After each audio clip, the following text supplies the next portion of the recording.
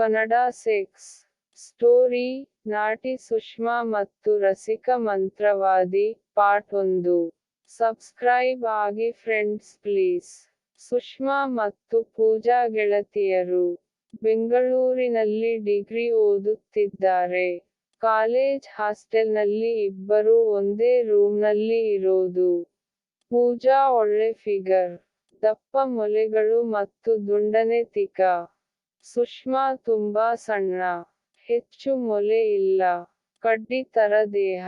ಇಬ್ಬರು ತುಂಬಾ ದೊಡ್ಡ ಡಗಾರ್ಗಳು. ಆದ್ರೆ ಹೊರಗೆ ತೋರಕುತ್ತಿರ್ಲಿಲ್ಲ. ರೂಮ್ನಲ್ಲಿ ಹಲವು ಬಾರಿ ನೀಲಿ ಚಿತ್ರ ನೋಡೋರು ಒಟ್ಟಿಗೆ. ಕಾಲೇಜಿನ ಎಲ್ಲ ಹುಡುಗರಿಗೂ ಪೂಜಾಳ ಮೇಲೆ ಒಂದು ಕಣ್ಣು ಇತ್ತು.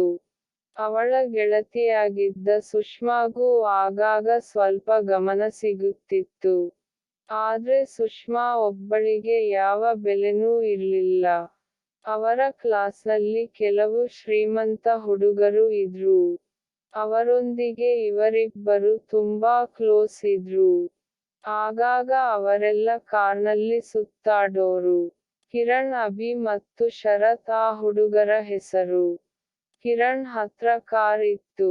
ಇನ್ನಿಬ್ಬರು ಹಾಸ್ಟೆಲ್ನಲ್ಲಿ ಇದ್ರು. ಒಮ್ಮೆ ಈ ಹುಡುಗರು ಕ್ಯಾಂಪಿಂಗ್ ಹೋಗಲು ಪ್ಲಾನ್ ಮಾಡಿ ಪೂಜಾಳನ್ನು ಕರ್ಕೊಂಡು ಹೋಗಿ ದೇಂಗ್ಬಹುದು ಅಂತ ಸ್ಕೆಚ್ ಹಾಕಿದ್ರು. ಸುಷ್ಮಾ ಕೂಡ ಬಂದ್ರೆ ಪೂಜಾ ಒಪ್ಕೊಳ್ತಾಳೆ ಅಂತ ಅಂದ್ಕೊಂಡ್ರು.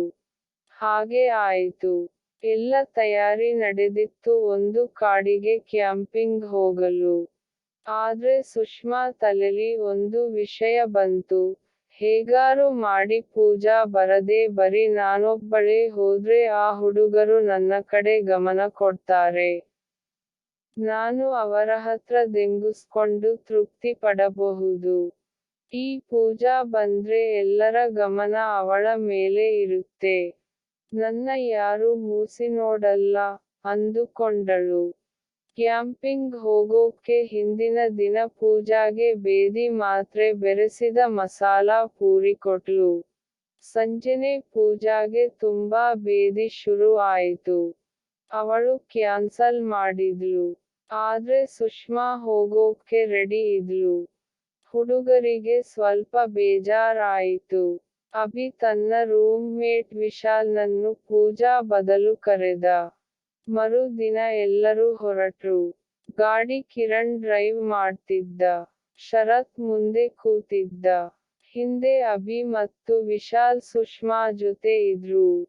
ಸುಷ್ಮಾ ಪ್ರತಿ ತಿರುವಿನಲ್ಲೂ ಹುಡುಗರು ತನ್ನ ಮೇಲೆ ಬಂದು ಬೀಳಲಿ ಅಂತ ಬಯಸ್ತಿದ್ಲು. ಆದ್ರೆ ಹುಡುಗರು ಮಾತ್ರ ಸೀಟು ಬಿಗಿ ಹಿಡಿದು ಕೂರ್ತಿದ್ರು. ಇವಳೇ ಹಲವು ಬಾರಿ ವಿಶಾಲ್ ಮೈ ಮೇಲೆ ಬಿದ್ದು ಸಾರಿ ಅಂತಿದ್ಲು. ಸಂಜೆ ಎಲ್ಲರೂ ಕಾಡು ತಲುಪಿದ್ರು. ನದಿ ಹತ್ರ ಕಾರ್ ನಿಲ್ಸಿ 2 ಟೆಂಟ್ ಹಾಕಿದ್ರು. ಅಲ್ಲಿ ಬೆಂಕಿ ಹಚ್ಚಿ ತಂದಿದ್ದ ಊಟ ಬಿಸಿ ಮಾಡಿ ತಿಂದ್ರು. ಸ್ವಲ್ಪ ಹೊತ್ತು ಆಟ ಆಡಿ ಹಾಡು ಹಾಡಿ ಡಾನ್ಸ್ ಮಾಡಿದ್ರು. ರಾತ್ರಿ 2 ಗಂಟೆ ಆಯಿತು. ಮಲಗೋಕ್ಕೆ ಸಮಯ ಆಯಿತು. ಕಿರಣ್ ಮತ್ತು ಶರತ್ ಒಂದು ಟೆಂಟ್ ತಗೊಂಡ್ರು. ಇನ್ನೊಂದು ಟೆಂಟ್ ಸುಷ್ಮಾಗೆ ಕೊಟ್ರು. ಸುಷ್ಮಾ ಒಬ್ಬಳೇ ಮಲಗೋಕ್ಕೆ ಭಯ ಅಂದ್ಲು. ಹುಡುಗರು ಏನಾಗಲ್ಲ ನಾವಿಲ್ಲೇ ಇರ್ತೀವಿ ಅಂತ ಸಮಾಧಾನ ಹೇಳಿದ್ರು. ಅಭಿ ಮತ್ತು ವಿಶಾಲ್ ಕಾರ್ ಒಳಗೆ ಮಲಗಿದ್ರು. ಸುಷ್ಮಾಗೆ ತುಂಬಾ ಬೇಜಾರ್ ಆಯ್ತು. ತನ್ನ ಜಾಗದಲ್ಲಿ ಪೂಜಾ ಇದ್ದಿದ್ರೆ ಹುಡುಗರು ನಾನು ಅಂತ ಅವಳ ಜೊತೆ ಟೆಂಟ್ ಶೇರ್ ಮಾಡೋಕ್ಕೆ ಗಲಾಟೆ ಮಾಡ್ತಿದ್ರು. ಆದ್ರೆ ತನ್ನನ್ನು ಯಾರೂ ಮೂಸ್ತಿಲ್ಲ ಅಂತ ಬೇಜಾರ್ ಆಯ್ತು. ಡಾನ್ಸ್ ಮಾಡುವಾಗಲೂ ಹುಡುಗರು ತಮ್ಮ ಪಾಡಿಗೆ ತಾವೇ ಕುಣೀತಿದ್ರು. ಪೂಜಾ ಇದ್ದಿದ್ರೆ ಅವಳ ಮೈ ಕೈ ಎಲ್ಲ ಮುಟ್ಟಿ ಹತ್ರ ಬಂದು ಡಾನ್ಸ್ ಮಾಡ್ತಿದ್ರು.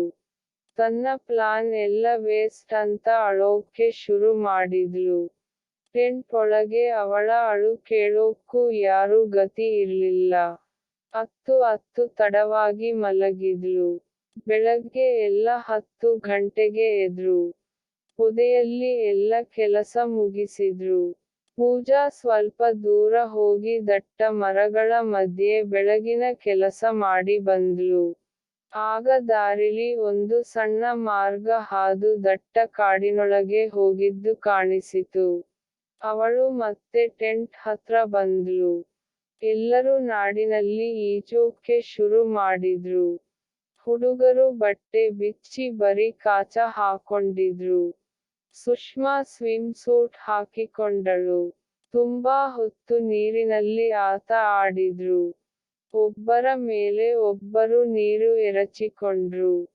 ಆದ್ರೆ ಸುಷ್ಮಾ ಹತ್ರ ಮಾತ್ರ ಯಾರೂ ಬರ್ಲಿಲ್ಲ. ಪೂಜಾ ಇದ್ದಿದ್ರೆ ಬೇಕಂತಲೇ ನೀರಲ್ಲಿ ತಳ್ಳಿ ಅವಳ ಮೈ ಮುಟ್ಟೋ ಚಾನ್ಸ್ ಹುಡುಕೋ ಹುಡುಗರು ಇವಳನ್ನ ತಿರುಗಿ ಸಹ ನೋಡ್ತಿರ್ಲಿಲ್ಲ. ಸುಷ್ಮಾ ಮತ್ತೆ ಬೇಜಾರಾದ್ಲು. ಎಲ್ಲ ಸ್ವಲ್ಪ ವಿರಾಮ ತಗೊಂಡು ತಿಂಡಿ ತಿಂದ್ರು. ಸುಷ್ಮಾ ಬೇರೆ ಬಟ್ಟೆ ಹಾಕಿಕೊಂಡಳು. ಹುಡುಗರು ಕಾಚಾದಲ್ಲೇ ಇದ್ರು. ಮತ್ತೆ ನದಿಗೆ ಧುಮುಕಿದ್ರು. ಸುಷ್ಮಾಗೆ ಬೇಜಾರಾಯಿತು. ಅವಳು ಸ್ವಲ್ಪ ಕಾಡು ಸುತ್ತಾಡೋಕ್ಕೆ ಹೊರಟ್ಲು. ಬೆಳಗ್ಗೆ ಹೋಗಿದ್ದ ದಾರಿಲಿ ಹೋದ್ಲು.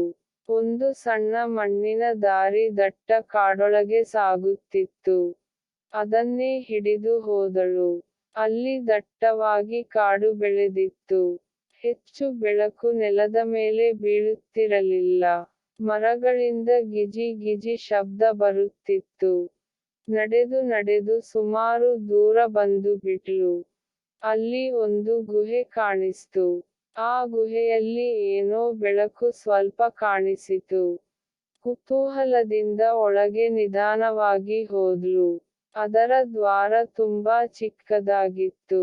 ಒಬ್ಬರು ಮಾತ್ರ ಪ್ರವೇಶಿಸುವ ಹಾಗೆ. ಒಳಗೆ ನಿಧಾನವಾಗಿ ಹೋದ್ಲು. ಅಲ್ಲಿ ಒಬ್ಬ ಮಂತ್ರವಾದಿ ಇದ್ದ. ಅವನ ಮುಂದೆ ಬೆಂಕಿ, ಕುಂಬಳಕಾಯಿ ಇನ್ನು ಏನೇನೋ ವಸ್ತುಗಳು, ಮೂಳೆಗಳು ಎಲ್ಲ ಇದ್ವು. ಆ ಮಂತ್ರವಾದಿ 6 ಅಡಿ ಎತ್ತರ ಮತ್ತು ದೊಡ್ಡ ದೇಹ. ಉದ್ದ ಕೂದಲು ದಟ್ಟವಾಗಿ ಭುಜದ ವರೆಗೂ ಬಂದಿತ್ತು. ದಟ್ಟವಾದ ದಾಡಿ ಮೀಸೆ. ದಾಡಿ ಎದೆ ವರೆಗೂ ಉದ್ದವಾಗಿ ಇತ್ತು. ಕೆಂಪು ಕಣ್ಣುಗಳು. ಮುಖದಲ್ಲಿ ಬರೀ ಕಣ್ಣು ಮತ್ತು ಮೂಗು ಕಾಣುತ್ತಿತ್ತು.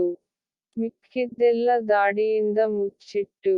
ಅವನು ಮೇಲಿನ ಅಂಗಿ ಹಾಕಿರ್ಲಿಲ್ಲ. ಮೈ ತುಂಬಾ ಕೂದಲು ದಟ್ಟವಾಗಿ ಬೆಳೆದಿತ್ತು. ಒಂದು ಕೆಂಪು ಪಂಚೆ ಹಾಕಿದ್ದ. ಹಣೆಗೆ ಕುಂಕುಮ ಬಳಿದುಕೊಂಡಿದ್ದ.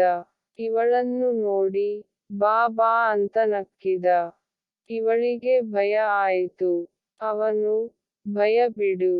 ಹತ್ತಿರ ಬಾ. ನಿಂಗೋಸ್ಕರ ಕಾದಿದ್ದೆ. ಇವತ್ತು ಅಮಾವಾಸ್ಯೆ. ಇವತ್ತು ರಾತ್ರಿ ನಾನೊಂದು ವಿಶೇಷ ಪೂಜೆ ಮಾಡ್ಬೇಕು. ಅದಕ್ಕೆ ನಿನ್ನ ಸಹಾಯ ಬೇಕು. ನೀನು ನಂಗೆ ಸಹಾಯ ಮಾಡಿದ್ರೆ ನಾನು ನಿಂಗೆ ಸಹಾಯ ಮಾಡ್ತೀನಿ. ನಿನ್ನ ಮನಸ್ಸಿನಲ್ಲಿರೋ ಆಸೆ ನಿಜ ಮಾಡ್ತೀನಿ. ನಿನ್ನ ಜೊತೆ ಬಂದಿರೋ ಹುಡುಗರು ನಿಂಗೆ ತೃಪ್ತಿ ಬರುವಷ್ಟು ಕೇಯೋ ಹಾಗೆ ನನ್ನ ಮಂತ್ರ ಶಕ್ತಿಯಿಂದ ಮಾಡ್ತೀನಿ. ನಂಗೆ ಸಹಾಯ ಮಾಡ್ತೀಯಾ? ಅಂದ. ಸುಷ್ಮಾ ಶಾಕ್ ಆದ್ಲು. ಇವನಿಗೆ ಹೇಗೆ ತನ್ನ ಮನಸ್ಸಿನಲ್ಲಿದ್ದಿದ್ದು ಗೊತ್ತಾಯ್ತು ಅಂತ ಬೆದರಿದ್ಲು. ಆಮೇಲೆ ಸ್ವಲ್ಪ ಧೈರ್ಯ ಮಾಡಿ ಅವನನ್ನೇ ನೋಡಿದ್ಲು. ಅವನು ಸ್ವಲ್ಪ ನೀರನ್ನು ಮಂತ್ರಿಸಿ ಇವಳ ಮೇಲೆ ಎರಚಿದ. ಕೂಡಲೇ ಇವಳ ಮೊಲೆಗಳು ದಪ್ಪ ಆದವು. ಎಷ್ಟು ದಪ್ಪ ಅಂದ್ರೆ ಇವಳ ಚಿಕ್ಕ ಬ್ರ ಟೈಟ್ ಆಗಿ ಫಟ್ ಅಂತ ಹರಿದು ಹೋಯಿತು. ಹರಿದ ಶಬ್ದ ಕೂಡ ಬಂತು. ಇವಳ ತಿಕ್ಕ ಕೂಡ ದಪ್ಪ ಆಯಿತು. ಇವಳ ಪಾಂಟಿ ಟೈಟ್ ಆದ ಅನುಭವ ಆಯಿತು. ಮಂತ್ರವಾದಿ ನಗುತ್ತಾ, ನೋಡಿದ್ಯಾ ನನ್ನ ಮಂತ್ರ ಶಕ್ತಿ ಏನು ಅಂತ? ಈಗ್ಲಾದ್ರೂ ನಂಗೆ ಸಹಾಯ ಮಾಡೋಕೆ ಒಪ್ಕೋತ್ಯಾ? ಅಂದ. ಇವಳು, ಏನು ಸಹಾಯ ಅಂದ್ಲು. ಅವನು, ಜಾಸ್ತಿ ಏನು ಇಲ್ಲ. ನಾನು ಇವತ್ತು ಅಮಾವಾಸ್ಯೆ ರಾತ್ರಿ ವಿಶೇಷ ಪೂಜೆ ಮಾಡ್ತಿದ್ದೀನಿ. ಅದಕ್ಕೆ ಒಬ್ಬ ಕನ್ಯೆಯ ತುಲ್ಲು ರಸ, ಉಚ್ಚೆ ಎಂಜಲು ಮತ್ತು ಸ್ವಲ್ಪ ತುಲ್ಲಿನ ಪೊರೆಯು ಹರಿದಾಗ ಬರುವ ರಕ್ತ ಬೇಕು. ನಾನು ನಿನ್ನನ್ನ ಕೆಯ್ದು ನಿನ್ನ ತುಲ್ಲು ರಸ ಮತ್ತು ತುಲ್ಲಿನ ಪೋರ್ ಹರಿದಾಗ ಬರುವ ರಕ್ತ ತೊಗೋತೀನಿ ಅಷ್ಟೇ.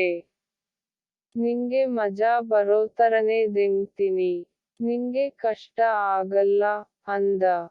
ಇವಳಿಗೆ ಶಾಕ್ ಆಯ್ತು.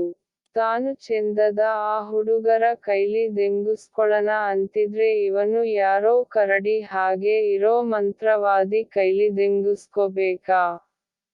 ಅದು ಮೊದಲ ಸಲ ಕೇಳಿಸ್ಕೊಳ್ಳೋದು. ಸ್ವಲ್ಪ ಹಿಂದೇಟು ಹಾಕಿದ್ಲು. ಮಂತ್ರವಾದಿ ಹೇಳಿದ, ನೋಡು ನೀನು ಒಪ್ಪಿಕೊಂಡ್ರೆ ನನ್ನ ಮಂತ್ರಶಕ್ತಿಯಿಂದ ಆ ಹುಡುಗರು ನಿನ್ನ ಕೆಯ್ಯೋ ಹಾಗೆ ಮಾಡ್ತೀನಿ. ಅಷ್ಟೇ ಅಲ್ಲ ನೀನು ವಾಪಸ್ ಊರಿಗೆ ಹೋದ್ಮೇಲೂ ನಿನ್ನ ಹಿಂದೆ ಹುಡುಗರು ಬೀಳೋ ಹಾಗೆ ಮಾಡ್ತೀನಿ, ಅಂದ. ಇವಳಿಗೆ ಆಸೆ ಹುಟ್ಟಿತು. ಸರಿ ಅಂದ್ಲು. ಅವನು, ಬಾ ನನ್ನ ತೊಡೆ ಮೇಲೆ ಕೂತ್ಕೋ, ಅಂದ. ಅವನು ಕೆಳಗೆ ಕೂಟ. ಇವಳು ನಿಧಾನಕ್ಕೆ ಹೋಗಿ ಅವನ ಮುಂದೆ ನಿಂತ್ಳು. ಅವನು ಇವಳನ್ನು ಎಳೆದುಕೊಂಡು ತೊಡೆ ಮೇಲೆ ಕೂಡಿಸಿಕೊಂಡ. ಮುಂದೆ ಏನಾಯಿತು? ಕಾದು ನೋಡಿ. ಪಾರ್ಟ್ -2 ಓದಿ.